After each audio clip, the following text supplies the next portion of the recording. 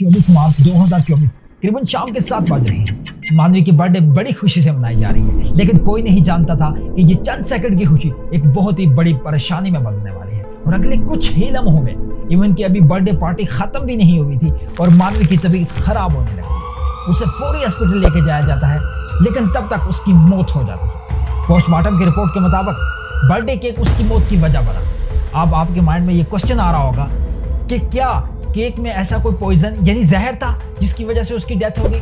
बिल्कुल भी नहीं, क्योंकि अगर उसमें जहर होता तो उसके बाकी फैमिली मेंबर ने भी केक खाया था, उनकी भी तो मौत हो सकती है।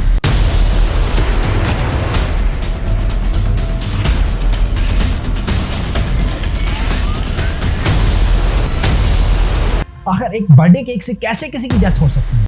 अब इस रिपोर्ट को भी देख लो। ताजिकिस्तान में बर्थडे केक को तो छोड़ो, इवन अपनी बर्थडे अपनी फैमिली के साथ भी नहीं मना सकते आप। लेकिन क्वेश्चन स्टिल रिमेंस है कि वो केक खाने की वजह से उस 10 साल की बच्ची की डेथ क्यों हुई? इस केक में ऐसे कौन से इंग्रेडिएंट्स हैं जो हमारी हेल्थ को बर्बाद कर रहे हैं? और क्या यही केक खाने के से आपको कैंसर भी हो सकता है? क्या मार्केट में हेल्थ फ्रेंडली केक मौजूद हैं, और अगर हैं तो इनकी पहचान क्या है?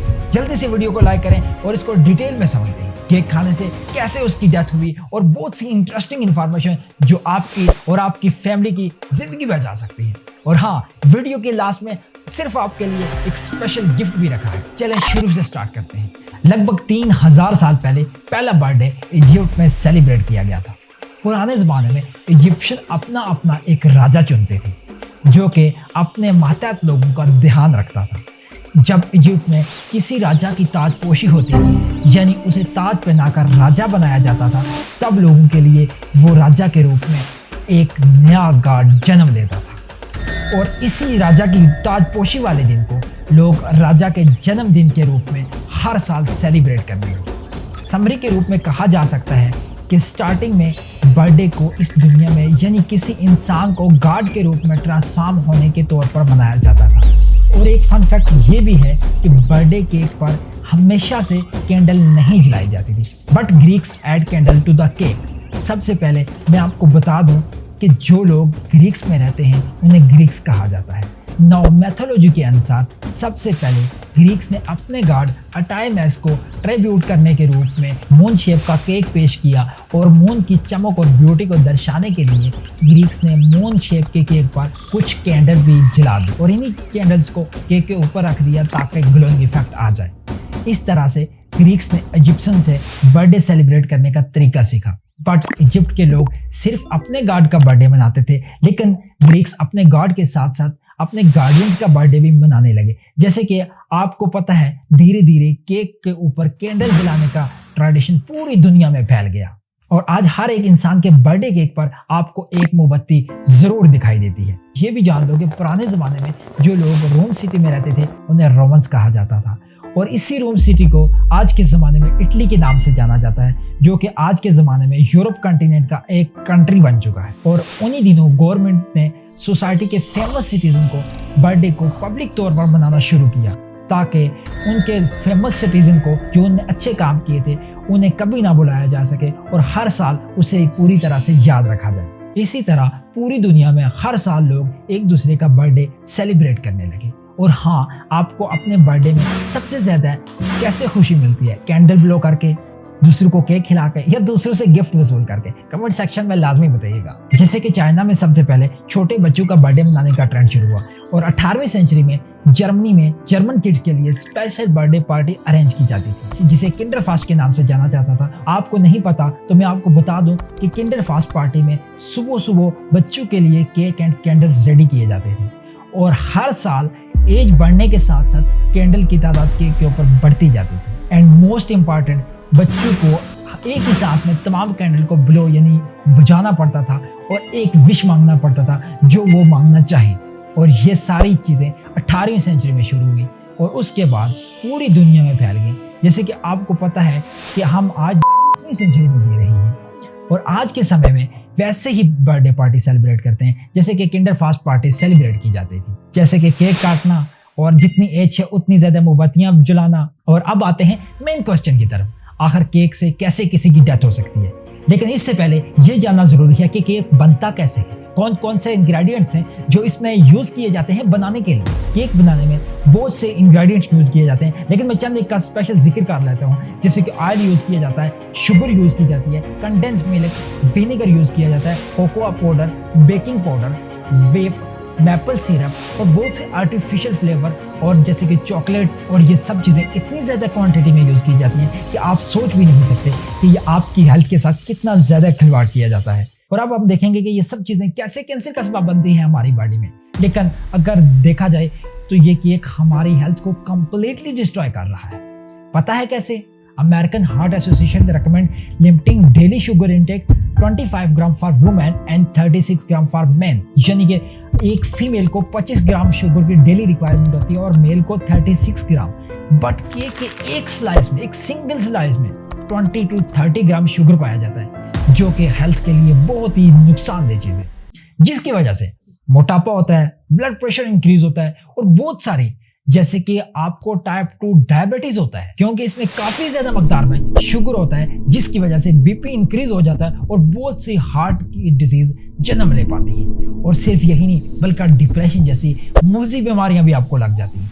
लेकिन रुको, उस केक पे जो आर्टिफिशियल कलर और फ्लेवर यूज किए जाते हैं उनका क्या? बेसिकली उन synthetic chemicals, preservative, artificial colour and flavour directly cancer काज करते हैं, आपके इम्यून सिस्टम को बर्बाद करते हैं, हाइपर एक्टिविटी कराते हैं और एलर्जीज तक करवा देते हैं। सोचो ये केक नहीं बल्कि केक की सूरत में आप कैंसर खा रहे हैं।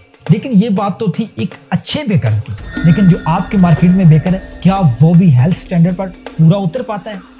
क्या उसके प्रोडक्ट भी साफ सुथरे हैं? क्या वो हाइजीन का प्रॉपर ख्याल रख पाता है? आजकल सस्ते प्रोडक्ट के चक्कर में बहुत से टॉक्सिक मटेरियल यूज किए जाते हैं। अब आंखें खोल के इस पंजाब फूड अथॉरिटी की इस रिपोर्ट को भी देखो। कुछ दिन पहले लाहौर में 4 बेकर को शट डाउन कर दिया गया, सिर्फ इस वजह से कि वहाँ प्रॉपर हाइजीन नहीं थी और जो वो इंग्रेडिएंट यूज करते थे मुख्तलिफ बेकर्स में, मुख्तलिफ बेकरी की चीज़ बनाने में, जैसे कि अनहेल्थी प्रोडक्ट लाइक खोया, floor and different artificial flavour, इन्हीं की वजह से उसको सील कर दिया जाता है। और ये कोई एक वाक़या नहीं है, आए रोज़ आपको ऐसे वाक़े देखने को मिलते हैं। अगर नहीं यकीन आ रहा तो 2023 की पंजाब फूड अथॉरिटी की ये रिपोर्ट देखो। 2023 में 412 फूड पॉइंट इस वजह से सील हो गए कि वो गैर बायारी अशिया यूज करते थे। अब इतनी 2 नंबरी होने के बावजूद क्या ये चीजें आपकी हेल्थ के लिए बेनिफिशियल हो सकती हैं? बिल्कुल भी नहीं। क्या आपको याद है कि जब आपने पिछली बार केक खाया था तो आपको ऐसे लगा जैसे आपके गले के साथ चिपक गया हो? पता है ऐसा क्यों हुआ?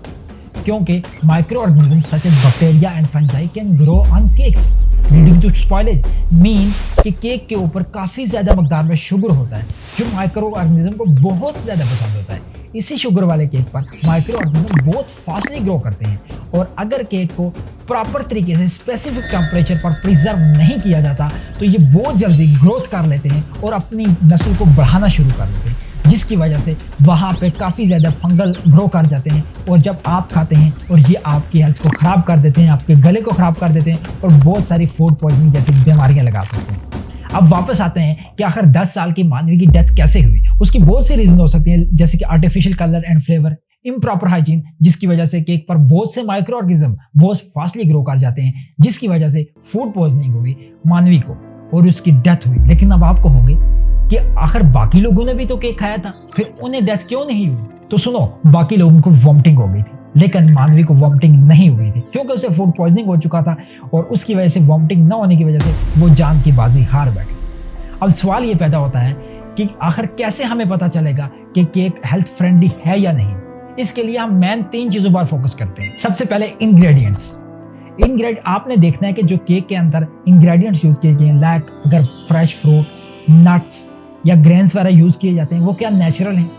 और सबसे इंपॉर्टेंट, जो हनी यूज किया जाता है या मैपल सिरप, आपने ऐसी चीज़ों से बचना है। अगर उसमें रिफाइंड शुगर यूज किए गए, फैट्स वगैरह यूज किए गए, तो आपने ऐसे केक से अवॉइड करना है। नेचुरल स्वीटनर पर फोकस करना है, ज़्यादा से ज़्यादा फ्रूट और नट्स का उसमें यूज होना चाहिए। Secondly, nutritional value. उसके अंदर हम प्रॉपर तरीके से देखते हैं कि क्या उसके अंदर मतवाजन ग़िज़ा में न्यूट्रिशन मौजूद है, जैसे कि मैक्रो न्यूट्रिएंट में कार्बोहाइड्रेट, प्रोटीन और फैट एक मतवाजन तौर पर मौजूद है, और माइक्रो न्यूट्रिएंट में विटामिन और मिनरल जैसे कि होल ग्रेन और नट एक मुनासिब मकदार में वहाँ पे मौजूद है। उसके बाद हम आ जाते हैं प्रिपरेशन मेथड पे। Baking cakes are generally healthier than fried one. अगर फ्राइड केक जो है ना वो बेकिंग केक के मुकाबले में काफ़ी गुना बेकार है, तो आपने प्रेफर करना है कि जो बेकिंग केक है, बेकिंग केक होना चाहिए, ना कि फ्राइड वन। आपने ऐसे केक से अवॉइड करना है जो ज़्यादा डीप फ्राइड हो और इवन जिस पे एक्सेसिव बटर या क्रीम हो, बहुत ज़्यादा क्रीम की तह लेयर चढ़ी हो, ऐसे केक से भी आपने अवॉइड करना है, क्योंकि ये चीज़ें फाइंड करना काफ़ी ज़्यादा मुश्किल होता है। तो आपने किसी आम थर्ड क्लास बेकरी से केक नहीं खरीदना, बल्कि आपने एक ट्रस्टेड और एक अच्छी बेकर से अपना स्पेशल केक बनवाना है, क्योंकि हेल्थ पे नो कम्प्रोमाइज़। अब आते हैं आपके गिफ्ट की तरफ, लेकिन इससे पहले आपको बता दूं कि ये इन्फॉर्मेशन तमाम पाकिस्तान तक मैं चाहता हूँ कि हर एक पाकिस्तान तक ये वीडियो पहुंचे। इसके लिए आप इस वीडियो को लाइक कर दें, एक कमेंट कर दें और इसको शेयर कर दें और चैनल को सब्सक्राइब कर दें। अब आपकी गिफ्ट की बारी। एक आपके लिए स्पेशल कोट है, if you are tired learn to rest not to quit. अगर आप थक जाते हैं तो आप ये जानें कि रेस्ट कैसे की जाती है, ना कि आप खामोश हो जाएं। और ये बात सिर्फ थकने के लिए नहीं थी, आप इसे अपनी रियल ज़िंदगी में भी अप्लाई कर लें। बहुत शुक्रिया।